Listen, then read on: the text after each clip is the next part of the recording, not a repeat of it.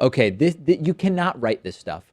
The conservative activist cited by Donald Trump as an authority on voter fraud is Gregg Philips. Okay, this is the guy that in a tweet, which I'll show you, Trump cited as the guy who claims and knows that 3 million people voted illegally for Hillary Clinton. Trump tweeting, "Look forward to seeing final results of vote stand. Gregg Philips and crew say at least 3 million voters were illegal. We must do better." Gregg Philips has been exposed as a completely and utterly deplorable guy. Phillips owes the U.S. government more than $100,000 in unpaid taxes. He claims the number is only 50,000. He was accused of lying about his qualifications on government job applications. He's faced numerous allegations of what's sort of generally described as ethical impropriety. He claims to have been building a database of all voter registrations in the U.S. with location details since 2009, but he's not made those details public. He's posted online about excessive government spending, even though, again, he owes the government somewhere between $50,000 and $100,000 in unpaid taxes. And here's the kicker. You just can't write this stuff. He was registered to vote in 3 states during the 2016 election. Again, multiple voter registrations are not illegal if you're only voting in one place. I believe that I'm registered to vote in 2 different cities here in the state of Massachusetts. I only voted in Boston.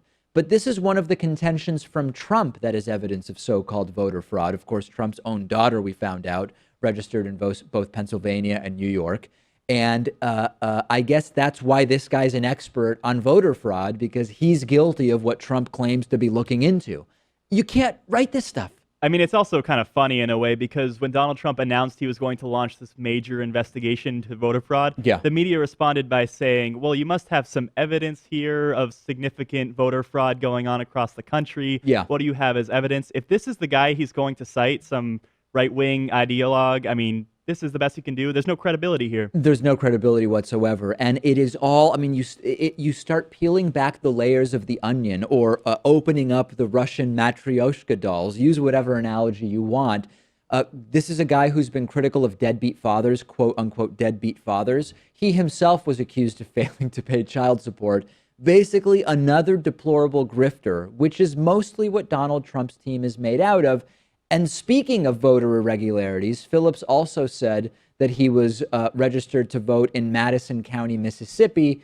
He wasn't actually on the voter rolls there, which is very, very odd.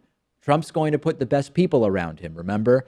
It is very, very clear that this entire voter fraud thing, maybe it wasn't originally conceived to push voter ID and restrict voting rights. It probably originally came from Trump's thin-skinned nature and insane ego.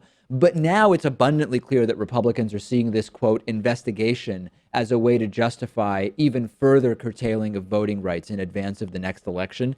We have to be prepared to activate against that. I'll keep you posted as we find out more.